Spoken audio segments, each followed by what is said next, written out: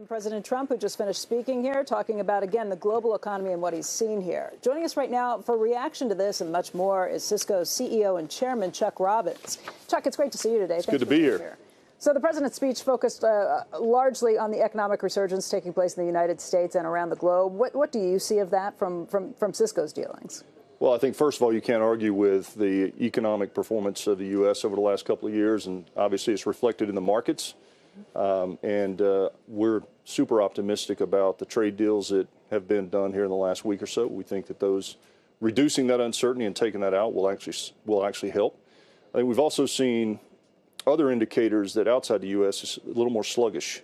And so, it's a bit mixed, as we talked about on our last earnings call. Is it reducing uncertainty and getting back to the status quo, or is it reducing uncertainty and moving the ball down the field based on our dealings with China and with Canada and Mexico? I think that both of those deals were necessary and additive. Okay. Absolutely. What does it mean, though, to your business, given the technology issues related to China and IP issues?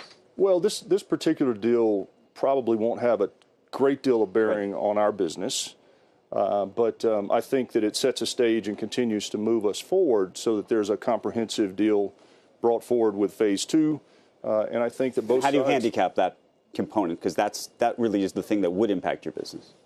Well, I think protecting intellectual property is super important. It's not only important in China, it's important in the United States. I mean, our last 2 major intellectual property challenges have been in the United States, not in China. And I will have to say that we had, week before last, China actually sentenced some counterfeiters who were part of the biggest counterfeit situation we've ever seen in China. So they've been working really closely with us on trying to do the right thing. So we're optimistic. China itself makes up a very small part of your revenue. I know last year it was 3 to 4%, but it's shrunk since then. Yeah, our business over there, as we've been talking about, has been declining for the last 4 to 6 quarters in the midst of all this geopolitical dynamics. So it's not a big surprise. You did talk on your conference call back in November about the hesitancy from some big customers, and that was because of global uncertainties. What are those customers seeing, and do you think that those customers would be impacted by the signing of this trade deal if it looks like tensions are dying down between the two nations? Look, I think there's a couple things going on. Number one, this first phase is definitely really good for lots of American companies. The financial institutions, really good. But I think from a broader macro perspective, reducing the geopolitical uncertainty around these 2 trade deals will have a positive impact on people's perspective on whether they spend or not. I do believe that. Just because it's the 2 largest economies in the globe, and when those 2 fight, it causes a problem everywhere? Of course. One of the initiatives that you all are starting to do now is take chips that you make and allow others to use them. And that's a really interesting change for Cisco. What got you to that point? Why are you doing that now? Well, when I became CEO, I said we're going to sell our technology to our customers however they want to consume it. And we have had customers ask us to disaggregate our software from our hardware and just sell them the software. We've had customers ask us, just sell us the hardware without your software. And we've had customers that say, we'd like to buy your silicon and build our own products. And so we've worked over the last few years to actually put ourselves in a position to do that. And we just announced it recently, and it was very well received. Does it highlight the legacy business is not what it used to be at Cisco, and you need to transform it to some extent to become a big player in the cloud? They're putting their own systems together and not using Cisco as much, right? Well, there's not one answer for what they're all doing, because some of them are still buying systems from us. Some of them are buying components and buying their own products. Some of them are running their software on our hardware. Some of them are running our software on their hardware. So we're just accommodating all the different business isn't growing, though, is it? Well, our software business is growing significantly now. Right. And if you go back FY19, we had a really good year across the board with a lot of growth across our core franchises like switching, et cetera. But we've been transitioning even our core platforms to one that has subscription software businesses on top of it, and that's what we're seeing. When you look on a whiteboard of your competitors and also your customers, some of them are now on in both categories. So there's this frenemy situation. You look at an AWS from Amazon, for example, where they're both a competitor of some sort, but also a customer, right? And so how do you look at that? Yeah, first of all, I don't consider Amazon a competitor to us really in any way. I mean, but they're doing some of their own hardware now. For their own use, to some extent, yeah. But your point is very valid. And by the way, once they start doing their own hardware for themselves, don't you say to yourself, 2-3 years out, they'll start trying to sell that hardware to others? Well, they may. Right. I've talked to Andy about this a lot, and so far... Andy Jassy, right. Jassy. Look, I think the point you're making is correct. I actually was talking to one of our other customers today about they face the same thing.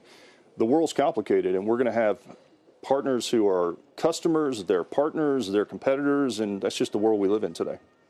In terms of the security issue that still exists between the United States and Huawei, that was not resolved in these trade talks. The administration is signaling right now, at least, that will be done separately. It won't be wrapped into economic talks that come with these. But I just wonder if that causes a problem for you or blowback as countries around the world are asked to take sides. Are you choosing the U.S. or are you choosing China to go with? Countries that are at least in China's sphere that are nearby, I think, don't want to be asked to choose between the two. Well, I think countries would prefer to have an open set of options and just navigate that. And I think every country right now has to determine the level of trust that they have across the board, whether it's Ericsson, Nokia, Cisco, Microsoft, it comes down to trust. Mm-hmm. And I think that's what all the countries have to think through right now. They're going through all of their different initiatives to actually ascertain their belief in that area, and then I think we'll see where it goes from there. Has it created a problem, though? Have you seen any ripples coming back from that to this extent, or is it's not something that's to be honest, we haven't seen any real move. I get asked a lot, like, have you seen a positive bump in your business in certain places? Yeah. We haven't seen a lot of activity. I think people around the world are still trying to figure out what exactly does this mean, and what does it mean? What should I be doing, and what should I be thinking about doing, or what should my country be thinking about doing? And I don't think there's a whole lot of action that's been taken So yet. It's a little too soon to say confidence is on the rise because we've sorted this all out. Well, it just happened last week. So. Yeah, so we're still trying to figure these things. Since it happened, I flew here. So.